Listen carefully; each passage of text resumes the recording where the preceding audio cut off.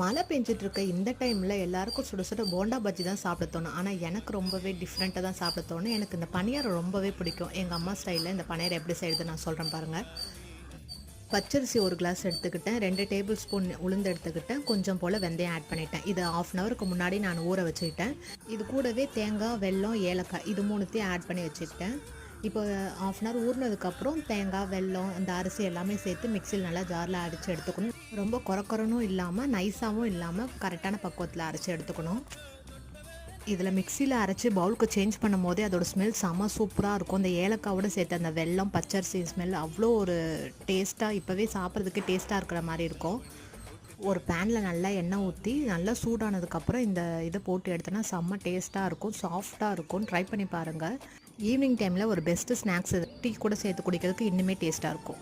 இந்த வீடியோ உங்களுக்கு பிடிச்சிருந்துச்சுன்னா கண்டிப்பாக லைக் பண்ணி சப்ஸ்கிரைப் பண்ணுங்கள். தேங்க்யூ ஃபார் வாட்சிங்.